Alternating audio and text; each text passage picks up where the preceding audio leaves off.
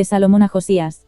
Hijo de Salomón fue Roboam, cuyo hijo fue Abías, del cual fue hijo Asa, cuyo hijo fue Josafat, de quien fue hijo Joram, cuyo hijo fue Ococías, hijo del cual fue Joás, del cual fue hijo Amasías, cuyo hijo fue Azarías, e hijo de este, Jotam, hijo de este fue Acaz, del que fue hijo Ezequías, cuyo hijo fue Manasés, del cual fue hijo Amón, cuyo hijo fue Josías. Primer libro de Crónicas 3 del 10 al 14.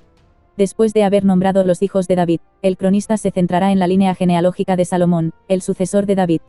A partir de él, se van a ir nombrando, uno detrás de otro, solamente a la primogenitura o al sucesor en el trono, de entre los hijos, por cada generación. Los años de reinado de Salomón fueron los más gloriosos que pudo disfrutar Israel hasta la fecha. La sabiduría de Dios sostuvo su trono, pero él se dejó embaucar por sus tantas esposas y concubinas, acabando en su vejez rindiendo culto a sus Baales. Dios condenó muy duramente su desvío dividiendo a Israel en dos reinos, pero por amor a David, su padre, no permitió que esto aconteciera hasta después de que Salomón fuera sucedido en el trono. Desde entonces el reino de Israel se dividió en dos, de modo que la descendencia de Salomón no reinó en toda la nación, sino solamente gobernaba sobre Judá, Benjamín y gran parte de los de Leví, pasándose a llamar el reino de Judá, mientras que el reino de Israel abarcaba el resto de las tribus.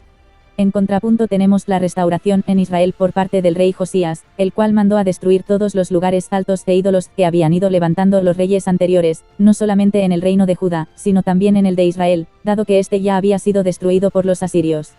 Esta restauración volvió a unir a los israelitas en un mismo reino por cuanto, los que escaparon de la destrucción en el reino del norte y se mantuvieron fieles a la ley, hallaron asilo en el reino del sur el cual es el de Judá. Desde entonces a los hebreos o israelitas en general se les empezó a conocer bajo el gentilicio de judíos, independientemente de cuál fuera su tribu de origen, además de que la mayoría de los dispersos de las 10 tribus del norte habrían perdido, a causa de la destrucción y el exilio, los registros que acreditaran su linaje. Vemos, pues, que por la transgresión de uno vino la división en el reino, y por la fidelidad de otro vino su restauración. Muchos de los reyes anteriores a Josías habían pecado tanto contra la ley de Dios, concretamente, y el que colmó el vaso de la ira de Dios contra su pueblo fue Manasés, por lo tanto, Judá no se libró del castigo, aunque por la fidelidad de Josías, Dios retuvo su ira mientras éste reinaba y vivía, y así mandó el Señor decir. Mas al rey de Judá que os ha enviado para que preguntaseis a Jehová, diréis así ha dicho Jehová el Dios de Israel, por cuanto oíste las palabras del libro, y tu corazón se enterneció, y te humillaste delante de Jehová, cuando oíste lo que yo he pronunciado contra este lugar, y contra sus moradores, que vendrán a ser asolados y malditos, y rasgaste tus vestidos, y lloraste en mi presencia, también yo te he oído, dice Jehová, por tanto, he aquí yo te recogeré con tus padres, y serás llevado a tu sepulcro en paz, y no verán tus ojos todo el mal que yo traigo sobre este lugar. Y ellos dieron al rey la respuesta. Segundo libro de Reyes 22 del 18 al 20. Bajo las premisas de que lo anterior ha servido de figura y sombra de lo que había de venir, y de que las cosas que se escribieron antes, para nuestra enseñanza se escribieron, se halla una pequeña analogía de lo acontecido entre Salomón y Josías con el plan de salvación y de reconciliación de Dios para con los hombres en Cristo Jesús. Y es que desde que Adán pecara, toda la humanidad se ha visto inevitablemente repelida de la presencia de Dios a causa de la contaminación por el pecado. Dios en su profundo amor y misericordia se hizo una nación por la que traer al Mesías Redentor en rescate y para abrir la puerta a la reconciliación por medio del Hijo. Esta nación se distinguió del resto de las naciones por ser la única sostenida por Dios a lo largo de los tiempos, de manera que a día de hoy aún subsiste y así continuará hasta el fin de los tiempos.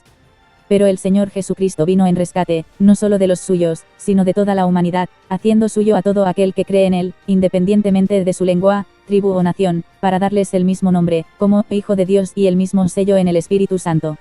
Y es en Jesús que el hombre es restaurado de aquello que perdió por el pecado de Adán, la presencia de Dios de la cual nunca debió haberse separado. Sobre esto escribe Pablo a los romanos. Pues si por la transgresión de uno solo reinó la muerte, mucho más reinarán en vida por uno solo, Jesucristo, los que reciben la abundancia de la gracia y del don de la justicia. Romanos 5:17.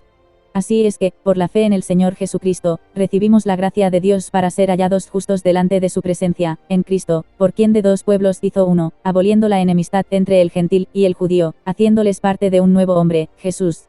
A los cristianos nos cuesta mucho mantener largas conversaciones o estadías entre incrédulos, pues al existir una total contrariedad entre el espíritu y la carne, por mucho que intentemos sobrellevarlo, la lucha interna está ahí, buscando el mantenernos sobrios y no perder el testimonio a causa de las distracciones.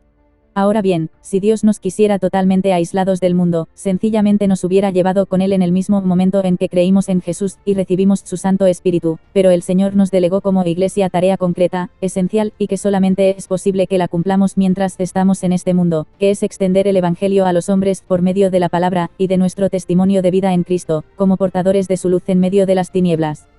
Porque nosotros también éramos incrédulos, y vivíamos errantes en continuo pecado, alejados de Dios y destinados al infierno, si esto fuimos a causa de Adán, y de nuestro cúmulo de pecado, y si en Cristo fuimos libres de esta carga recibiendo en él la vida eterna. Momento es de retomar el sino como hijos de Dios, para dar fruto con nuestro testimonio de salvación.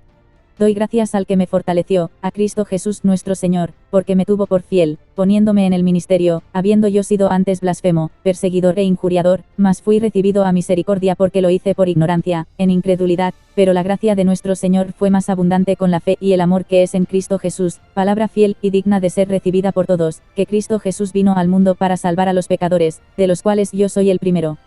Primera a Timoteo 1 del 12 al 15.